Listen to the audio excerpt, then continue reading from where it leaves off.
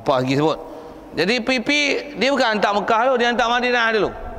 Bila hantar Madinah dulu, duduk Madinah 8 hari, 10 hari, 9 hari, 8, 9, 10 boleh. Memang dalam tarikh tempoh tu lah dia ada lah arrangement dia. Bopi 10 hari, lepas tu pergi Mekah. Okey, tuan-tuan nak niat kat mana? Atas kapal terbang? Tak. Dan memang pun naik kapal terbang dia tak cerita apa-apa, tak ada announcement apa-apa.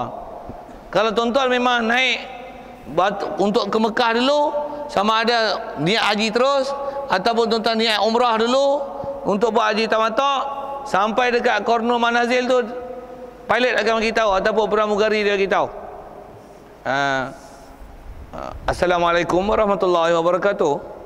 Saya adalah pramugari di atas kapal terbang ini, memaklumkan kepada semua bakal-bakal haji dan hajah yang mulia supaya berniat ihram, kerana kita sebentar lagi dalam beberapa minit akan berada dan melintasi Qarnul Manazil.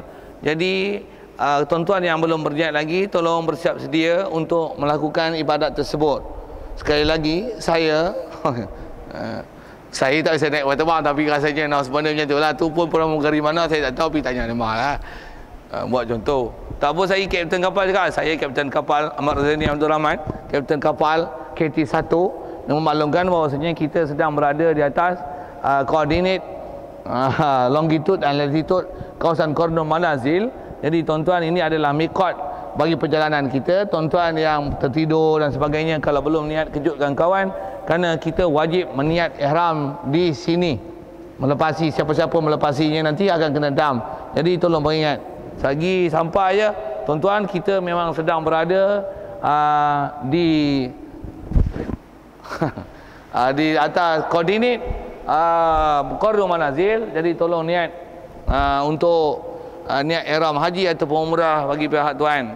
Sekian, kapten kapal Ahmad Zaini Abdul Rahman melaporkan. Macam tu kot bahasa dah. Betul ke macam tu dia punya ni? Lebih kuat. Tak tahu. Tak tahu. Oh, dia orang pun tak tahu. Tak apa, saya goreng pun tak apa. Dia orang dengar je lah. Memang dia abang itu. Jadi kalau main penerbangan awal dia memang tak buat enak semua ni. Dulu pergi penerbangan akhir, tak ada cerita apa-apa pun. Lah, mu pergi Madinah dulu, turun di Jeddah, pergi Madinah. Jadi nanti kita punya journey tu, perjalanan tu, bukan hukum daripada Malaysia ke Mekah. Kita dihukum daripada Madinah ke Mekah. Kita punya miqat adalah Bir Ali, Zulhulaifah. Siap. Dan yang datang daripada Mesir dan Maghribi, dia lalu ikut terusan Suez apa tu, lalu ikut darat. Yang tiada lalu jalan Madinah, tak lalu ikut Madinah, tapi ada satu jalan lagi belah ke barat laut lagi. Nama tempatnya di Rabigh. Ada kitab eja Rabigh, ada kitab eja Rabigh. Mana satu saya tak tahu. Tapi tempat ni saya tak tahu, pekan ni ada lagi tak tahu, masih berfungsi sebagai miqat tak miqat saya tak tahu. Untuk saya kata tak tahu, saya kata tak tahu lah. Saya pun tak biasa duduk Mesir pergi lalu tu. Macam mana pun kalau selalu pun orang banyak lalu Madinah, pasal pergi lalu Madinah dulu baru pergi Mekah. Yang ni tak lalu Madinah. Macam daripada Kuala Terengganu nak pergi Kuala Lumpur, dia tak lalu Kuala Terengganu, tak lalu Kerting, tak lalu apa tempat penjuru tu apa? Rantau Abang tak lalu kat tu. Dia lalu kat mana? Lalu kat Gua Musang. Macam tu kot dia punya bahasa jalan tu. Jadi yang ni daripada arah tu, tapi tak lalu Madinah, tapi dia lalu ke tu saya sebut dari sini ke barat laut lagi. Jadi tak lalu Madinah. Dia ada satu pekan nama dia Rabigh. Itu adalah dia punya miqat. Yang ni kena ngaji geografi sikit. Kita ngaji sebut-sebut boleh, tapi adakah pekan tu ada ataupun tak ada, wallahualam. Pasal kadang-kadang pekan ni zaman dulu ada. Jadi tempat miqat lah ni, mungkin pekan tu mati tak mati ke tu tengok semasa lah. Macam kita Malik Nawar dulu, mana ada orang kenal kan. Kampar Seri Iskandar, mana orang tahu. Lombong dulu. Tak faham tu dah. Baik. Dan yang datang daripada masyrik, daripada timur atau daripada Iraq. Nama tempat dia Zatu Irqin. Yang ni masih berfungsi sebagai tempat miqat ni. Ataupun nama satu tempat, nama dia Sail. Siap. Yang ni kita tak tahu ni, dengar je lah tuan, pejam tak, pasal kita tak lalu kan. Kod tuan-tuan esok main pada Maghribi apa ya, tengok tempat tu. Dan yang datang daripada Najdi Yaman, daripada Najat. Najat ni kita punya istilah Najdi ni, nak syarah geografi pun panjang sangat Najdi. Dengar ada apa dia Najdi ni. Nama dia Kornu. Kita Kornu. Cuma ujung dia ada Kornul Manazil. Kornu. Dan yang datang tiada pada hadapannya miqat. Habis. Siapa yang dia nak pergi Mekah tapi depan dia tak ada apa-apa pun bandar miqat. Jadi dia lalu ikut padang pasir yang highway, tak ada jalan raya, tak ada, betul-betul redah padang pasir. Naik unta. Tak ada bandar. Macam mana ni kaedah dia? Maka miqatnya tempat ada jauhnya 2 marhalah daripada Mekah itu. Yang ni yang kalau tuan-tuan duduk situ, tuan-tuan kena pandai. Dah kita ni tak ada apa ni, tak ada berkaitan, ilmu satu hal. Dah naik kapal terbang, ikut aja dah arahan pilot. Dengarlah pilot tu. Saya dia sebut tu, ikut je lah. Kalau dia tipu pun, tipulah. Bopi sama saya tu kan. Tapi selalunya jarang lah tipu-tipu tu. Mana yang 2 mahalah daripada perjalanan dia nak sampai ke Mekah, itulah miqatnya. Dan yang datang ada kediamannya antara miqat dan Mekah. Rumah dia ni antara miqat dan Mekah. Jadi adakah perlu dia patah balik? Tak payah. Pasal apa? Pasal dia hukum orang Mekah. Jadi di mana rumah dia, di situlah dia niat. Siap. Jadi tempatnya itulah miqatnya. Kalau dia duduk tempat tu. Siap. Itu miqat. Miqat Makkah ni. Selesai. Soal kayak itu. Jadi kita ni kalau ni sebab kapal terbang, ingat je lah nama tu Kornu Manazil. Tak ingat pun esok dia bagi announcement. Niatlah kat situ. Semua hidup pun sekali ya tuan-tuan, lalu kat tu, lepas tu tak pi dah. Tak ingat minta apa. Tapi jangan tak faham. Tapi leceh juga tak, pasal dia ibadat besar, tapi boleh buat bodoh blur gitu. Baik. Adapun miqat umrah, kita berhabis ni, kalau tak diulang balik bab miqat ni, tak mau dengar pasal dah sekali lalu sebut tu, bagi pandai terus. Adapun miqat umrah, jika orang yang di luar Mekah, miqat haji itulah miqatnya. Okey. Kalau kita di Malaysia, kita nak buat umrah sekarang, bukan nak buat haji. Gigi memang nak buat umrah, dan kita memang terus pergi Mekah. Mana miqat kita? Tadi miqat tak mana? Kornu Manazil. Kornu Manazil. Itu kalau memang kita nak buat umrah direct terus ke Mekah. Tak boleh Jeddah. Jeddah tak boleh. Tuan-tuan niat di Jeddah, haram Jeddah. Bayar dam. Buh itu. Pasal tuan-tuan telah melanggar sempadan miqat. Tu nampak dia. Melainkan macam ni, tuan-tuan tak niat pergi haji, pergi Mekah dulu. Tuan-tuan punya jenis sekarang, pihak travel tu, travel and tours tu, dia susun tuan-tuan KLIA Madinah, Jeddah Madinah. Jadi tak payah niat apa-apa, pergi Madinah, duduk di Madinah 4 hari baru pergi Mekah. Jadi tuan-tuannya miqat bukan Kornu Manazil. Kalau tuan-tuan niat di Kornu Manazil, pakai ihram dah, pergi Jeddah, pergi Madinah pakai ihram lah. Puak Madinah gelak. Enak deh. Sikit tuan-tuan saya sebut pasal Tamil tu.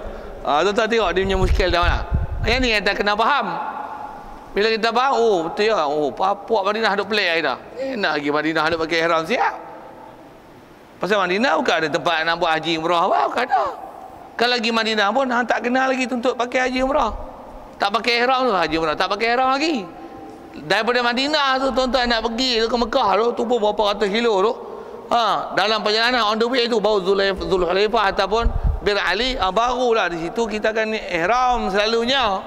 Walaupun boleh niat ihram di awal pada tu. Jadi tuan-tuan pakai ihram di Madinah, orang gelak pecah perut. Tu dia waraknya ni Tok Wali mana ni. Pasal dia niat ihram daripada Malaysia hari. Jadi duduk di Jeddah, duduk di Madinah. Lalu bin Ali tu siap ihram, siap dah. Rupanya dah ihram umrah 3 bulan dah. Bobi Indo boleh tak? Dari sikit boleh? Ya, boleh. Boleh. Tapi tuan-tuan pantang lama. Selalunya bab umrah ni orang tak pantang lama tu. Lagipun tak ada fadilat pun. Kalau haji ada fadilat haji ifrad. Umrah tak ada umrah ifrad. Sikit gitu. Baik. Selesai. Jadi kalau tuan-tuan buat umrah memang nak pergi ke Mekah, apa miqat di Mekah untuk buat haji, ke Mekah untuk buat haji, itulah miqat umrah. Dan orang yang di Mekah, kalau dia nak buat umrah, apa kaedah dia? Keluar ke tanah halal, itulah miqatnya. Itu yang jadi kat kita tu. Kita duduk di Mekah, lepas tu nak buat umrah, macam mana? Mau keluar ke tanah halal. Lepas tu bila di tanah halal tu mandi apa, pakai ihram siap, sembahyang sunat, naik teksi, pergi pasal naik teksi tu, teksi jalan, mau niat apa? Niat nak buat umrah. Tapi mesti keluar tanah halal. Dan selalunya tanah halal yang keluar tu mana tuan-tuan biasa pergi umrah? Tanaim. Keluar ke Tanaim. Kalau nak ambil tempat jauh sikit lagi ke Ji'ranah. Satu lagi tempat kalau ikut disebut ialah Hudaibiyah, tapi Hudaibiyah jarang orang ambil. Jauh sangat, gila pula tu. Pekan pun bukan kecil. Tak dibangun kan oleh Arab Saudi. Apa cerita ni? Nak sebut tanah halal tu. Jadi kalau nak buat umrah kena keluar tanah halal. Buat apa ni? Buat umrah. Orang Mekah nak buat umrah kena keluar tanah halal. Orang Mekah nak buat haji, tempat mana dia duduk, di situlah dia berniat haji. Baik. Jadi asal umumnya mana-mana tanah halal dia boleh keluar untuk buat umrah bagi orang yang duduk di Mekah. Tetapi yang afdal tanah halal bagi miqat umrah adalah Ji'ranah. Dan Ji'ranah semua sana ada sebuah telaga, dipanggil telaga Ji'ranah. Orang pakai ambil fadilat daripada telaga ni. Pasal telaga ni kalau ikut riwayatnya antara telaga yang pernah diludah oleh baginda Nabi SAW. Nabi ludah bagus ya. Nabi ni apa-apa keluar daripada tubuh badan dia semua ada fadilat dan kelebihan. Rasulullah kalau berludah tak pernah air ludah dia turun ke bumi. Pasal semua sahabat berebut. Macam mana pun nak sebut Ji'ranah ni pasal apa? Pasal dia pernah telaga tu dibubuh racun. Rasulullah pergi kat telaga tu, pergi ludah. Antara kaedah Rasulullah berubat tu, dia ludah dengan keberkatan yang ada pada Nabi SAW. Allah Ta'ala jadikan mujizat pada dia. Maka racun yang dibubuh dalam telaga itu ditawarkan. Sampailah ni telaga tu masih ada air, dan orang pakai ambil air itu untuk berubat kan. Macam mana pun berubatlah. Tapi nak ambil fadilat air Zam-Zam apa dari segi kaedah, dia termasuk dalam air-air yang baik. Ambil lagi. Baik, selesai. Macam mana pun dia sebut asal seafdal tempat umrah adalah di Ji'ranah, kemudian Tanaim, kemudian Hudaibiyah. Cuma Hudaibiyah orang tak pergi. Pasal dah lah tak afdal. Pekan pun kecil kan. Orang pun tak apa nak pergi. Jalan pun tak apa elok. Macam tu kot. Tu tambahan, tak ada dalam kitab. Siap, selesai.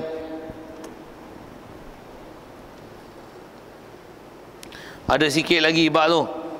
Dan sunat yang berkehendak ihram itu dia mandi. Jadi siapa nak ihram mandi. Lagi diniatkan mandi sunat ihram. Kemudian dia sembahyang 2 rakaat. Diniatkan sembahyang sunat ihram. Lepas tu dah habis sembahyang, kemudian barulah diniatkan ihram tak kala mula berjalan hadap ke Mekah. Selalunya naik atas kenderaan, berjalan je, di situlah kita niat. Dan sikit kalau sebut gini, sembahyang sunat ihram termasuk sembahyang sunat mutlak yang sabab dia mutaakhir.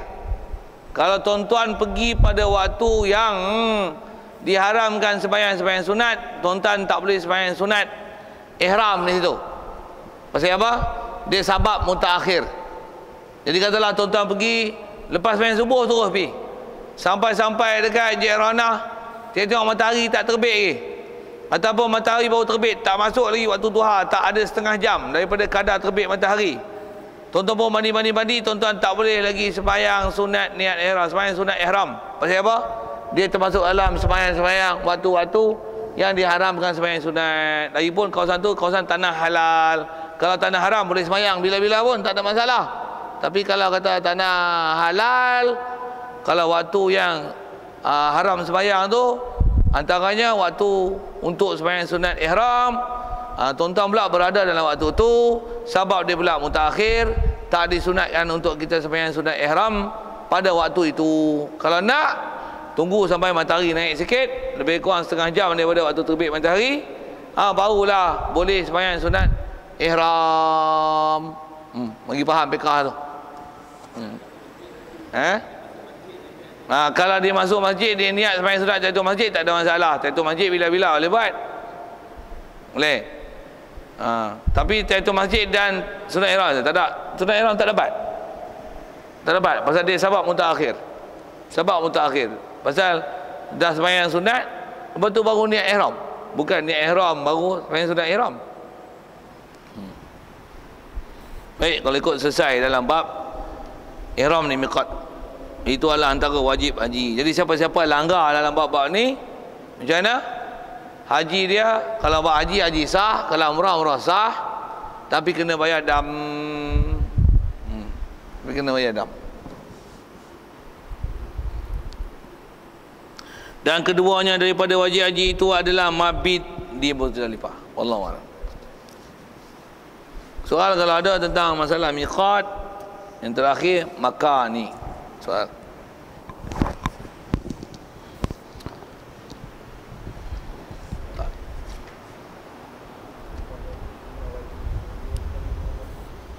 Umrah wajib ni dia sekali dengan haji kah? Macam tu kan? Sekali tu sekali macam mana? Waktu dia tu. Dia setiap perbuatan haji mesti ada umrah. Sama ada dibuat sekali dengan satu niat. Haji dan umrah tu sekali. Dia haji kiran, macam mana pun ada ke depan nanti insya-Allah. Ataupun haji nama haji tamattu' ataupun haji ifrad. Macam mana pun setiap haji mesti ada bersama dia umrah. Dan itulah menentukan nama haji tersebut. Sama ada haji ifrad, haji tamattu' ataupun haji kiran. Cuma waktu dia yang tu yang akan beza ni. Kalau buat selepas haji selesai baru buat umrah, biasanya satu haji ifrad lah. Kalau haji umrah dibuat sebelum pelaksanaan haji dan umrah dibuat dalam musim-musim haji, dalam miqat zamani bagi haji. Umrah dibuat masa tu dan haji dibuat dalam tahun tu, haji tu tamattu' kena dam. Satu dia ada detail lagi lah. Macam mana pun sekali lalu, yang tu yang menyebabkan nama dia berbeza. Dan nak kata umrah tu, tengok kita buah mana. Dari segi boleh ikut nak buah mana umrah tu. Pasal umrah dia tak ada miqat zaman ni. Sepanjang tahun boleh buat umrah. Sepanjang hari boleh buat umrah. Bila siang, malam, pagi, petang. Cuma malam je orang tak mau hantar. Macam tu pun selalu orang buat siang. Macam mana pun nak sebut dari segi boleh belaka. Tapi bila kita letakkan dia dalam tempat tertentu, hal tu menunjukkan jadi status haji kita sama ada di tamattu' ataupun ifrad. Sama ada umrah yang kita buat ataupun haji yang kita buat, adakah tahun itu ataupun pada tahun akan datang. Baik.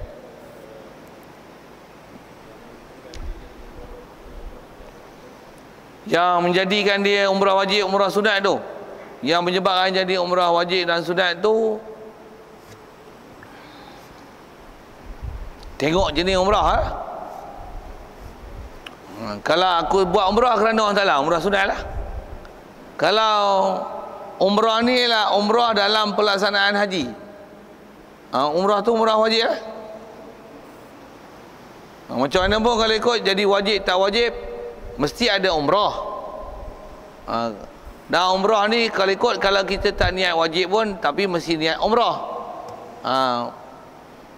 Kalau ada tiang dia kaedah nak jadi wajib tak wajib tu, kalau kita tak tentukan dia sekalipun, tapi kalau ada umrah dalam waktu-waktu yang disebut tadi, sama ada dalam waktu miqat zaman ni untuk haji ataupun di luar daripadanya, hak tu yang menentukan status haji. Dan yang tu nanti yang itulah nanti akan dikira sebagai umrah yang mesti ada perkiraan bersama dengan perbuatan haji. Umrah tu lah nanti dikira. Jangan saya buat misal, kita masuk Mekah, nak ukur lambat lagi, tapi pergi Mekah dulu.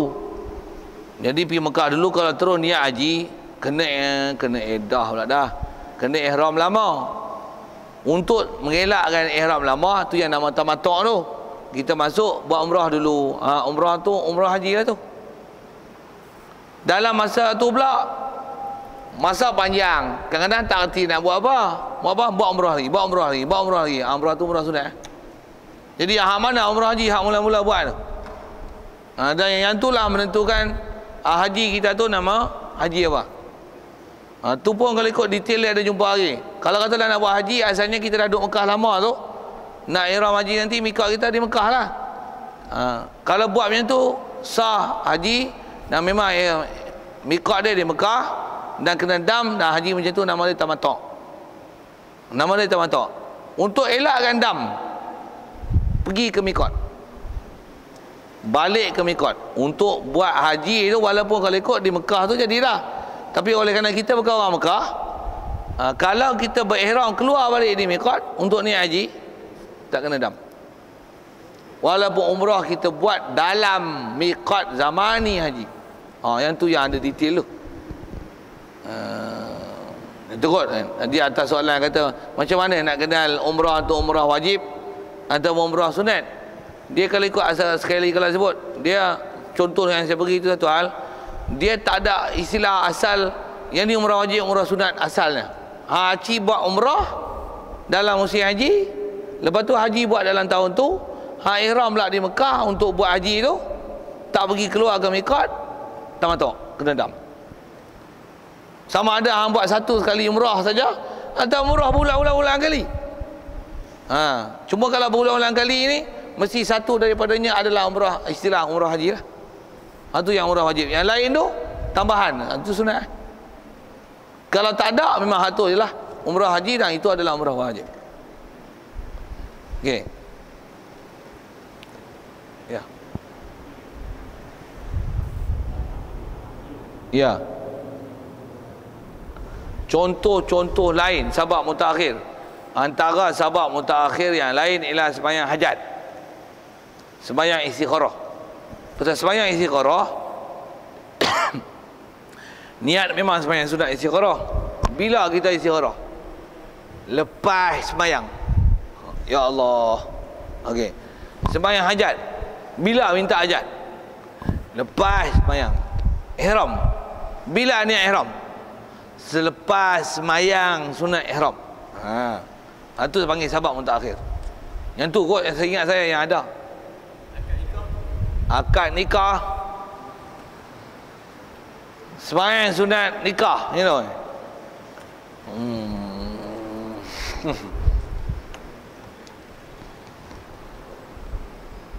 Dia sembahyang nikah dulu baru sembahyang sunat kan? Akad nikah dulu baru sembahyang sunat, ke sembahyang sunat dulu baru akad nikah? Akad nikah dulu baru sembahyang sunat. Atau pendapat yang kata ada sembahyang sunat akad nikah, dia adalah sabab mutaqaddim, bukan mutaakhir. Pasal akad nikah dulu, dengan sebab akad nikah tu sembahyang sunat. Macam masuk masjid dulu, baru ada tahiyatul masjid. Betul. Atas pendapat ada, pasal yang tu kalau ikut bukan pendapat kuat tu sembahyang sunat nikah tu. Kalau nak pun buat sujud syukur. Akad nikah, brum sujud syukur, niat. Pasal apa? Bolehlah bini. Boh-beh tu. Pasal tu kita sunat sujud syukur di atas nikmat yang datang ataupun bala yang hilang.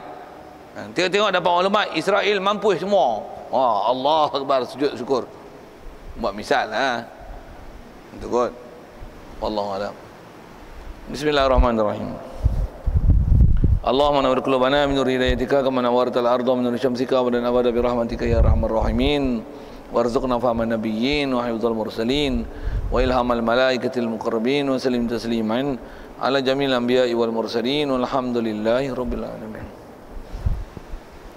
Assalamualaikum warahmatullahi wabarakatuh.